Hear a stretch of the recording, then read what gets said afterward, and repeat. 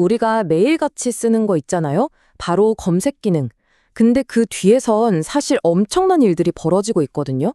검색 버튼 딱 누르는 그 짧은 순간에 과연 어떤 기술적인 여정이 펼쳐지는지 오늘 개발자의 시선으로 한번 제대로 따라가 보겠습니다. 자, 그럼 어디서부터 시작해 볼까요? 아, 이거 좋겠네요. 30일 노래 챌린지. 다들 한 번쯤 보셨죠? 되게 재밌어 보이는 이 간단한 아이디어가 사실 개발자들한테는 얼마나 골치 아픈 기술적 문제를 안겨주는지 이제 곧 알게 되실 겁니다. 진짜 흔한 문제거든요, 이게. 자, 첫 번째 파트입니다. 바로 단순한 검색의 문제. 우리가 처음 만드는 가장 기본적인 검색 기능이 있잖아요. 이게 왜 사용자를 답답하게 만드는지 그 한계부터 한번 명확하게 짚고 넘어가 보죠. 이거 보세요. 되게 사소해 보이죠? 근데 이런 작은 차이 하나가 사용자 경험을 그냥 확 망가뜨립니다. 생각해 보세요. 내가 소문자로 Purple Rain을 쳤는데 대문자로 시작하는 Purple Rain을 못 찾는다? 그럼 사용자는 여기 검색 구리네 하고 그냥 나가버리는 거예요. 바로 이 지점에서 우리 개발자들의 깊은 고민이 시작되는 거죠. 자, 그럼 다음 단계로 가볼까요? 기본적인 해결책이 실패하는 이유. 보통 이런 문제가 생기면 가장 먼저 떠오르는 아주 간단한 해결책들이 있거든요. 근데 이게 어떻게 더 큰 재앙을 불러오는지 그 숨겨진 함정들을 한번 파헤쳐 보겠습니다. 자, 대소문자 문제. 어떻게 해결하면 좋을까요? 가장 먼저 떠오르는 제일 직관적인 방법이 뭘까요? 그렇죠. 그냥 전부 다 소문자로 바꿔버리는 겁니다. to lower 같은 함수 써서요. 어때요? 되게 완벽한 해결책 같지 않나요? 하지만 과연 그럴까요? 바로 이 화면이 그 숨겨진 문제의 증거입니다. 왼쪽을 한번 보세요. 검색할 때마다 to lower 함수를 썼더니 데이터베이스가 자기가 가진 똑똑한 인덱스를 그냥 포기해버려요. 그리고는 처음부터 끝까지 모든 데이터를 일일이 다 뒤지는 말 그대로 전체 스캔을 시작하는 겁니다. 반면에 오른쪽은 인덱스를 제대로 활용해서 순식간에 결과를 찾죠. 이 차이가 정말 어마어마한 성능 저하를 만듭니다. 3,900만 번이 넘는 데이터베이스 접근. 이게 상상이 가시나요? 그저 소문자로 바꾸자는 이 순진한 아이디어가 치러야 할 대가가 바로 이겁니다. 사용자는 그냥 끝도 없이 로딩 화면만 쳐다보고 있어야 하고 서버는 말 그대로 비명을 지르는 거죠.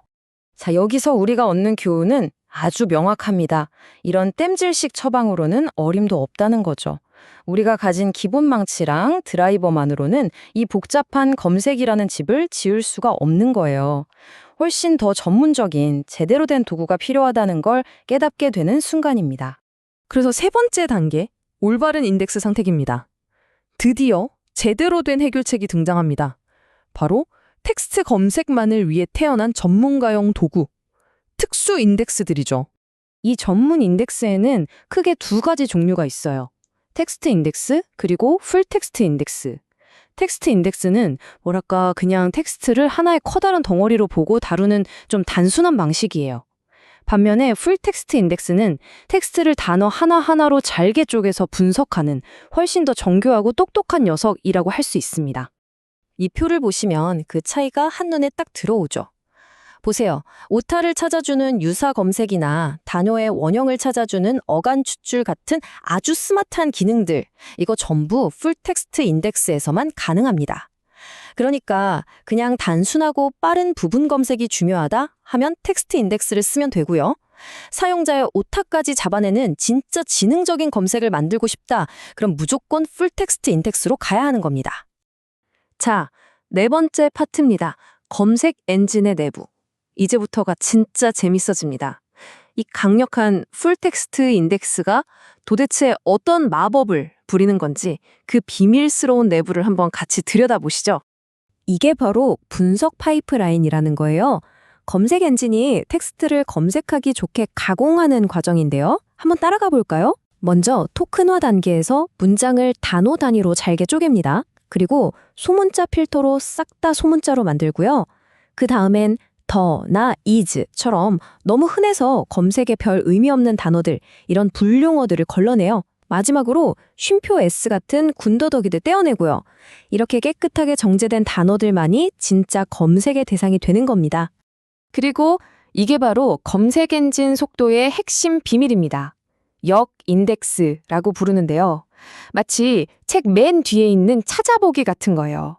각 단어가 어떤 문서에 들어있는지 미리 싹 다 정리해 놓은 지도 같은 거죠.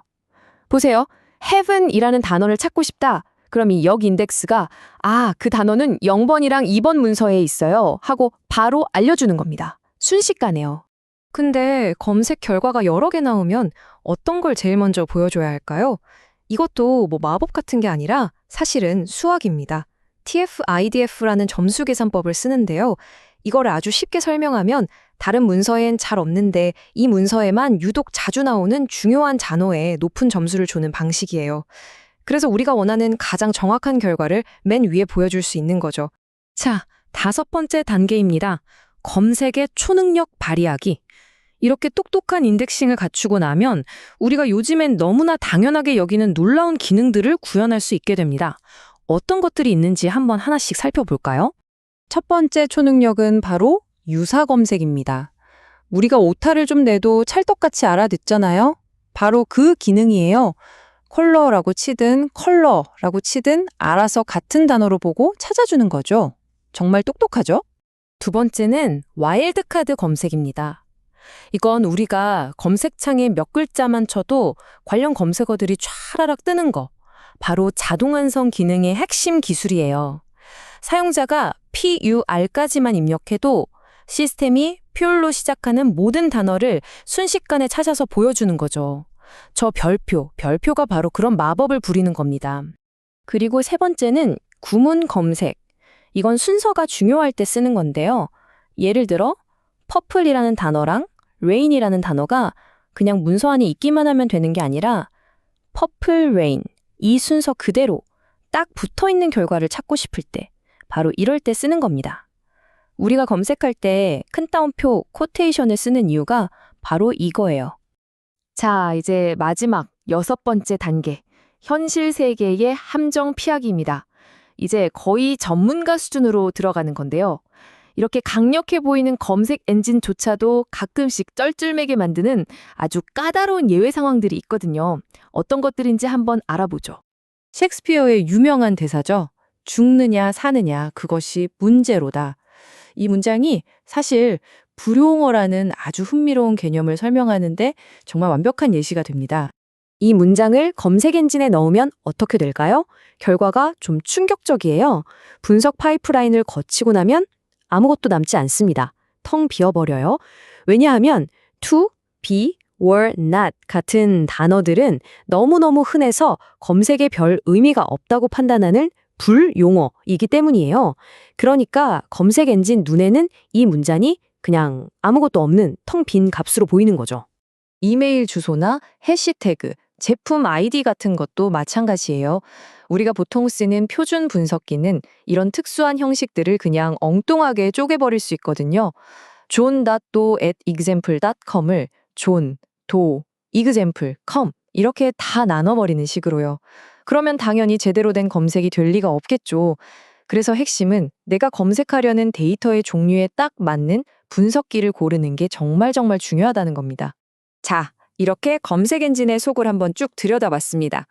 생각보다 훨씬 더 똑똑하고 복잡하죠? 오타를 고쳐주는 유사 검색부터 자동 완성을 돕는 와일드카드, 그리고 정확한 구문을 찾아주는 구문 검색까지 정말 다양한 초능력들을 살펴봤는데요. 이제 마지막으로 여러분께 한번 질문을 던져보고 싶습니다. 만약 여러분이 직접 검색 기능을 만든다면 어떤 초능력이 여러분의 사용자에게 가장 중요하다고 생각하시나요? 무엇을 최우선으로 만드시겠어요?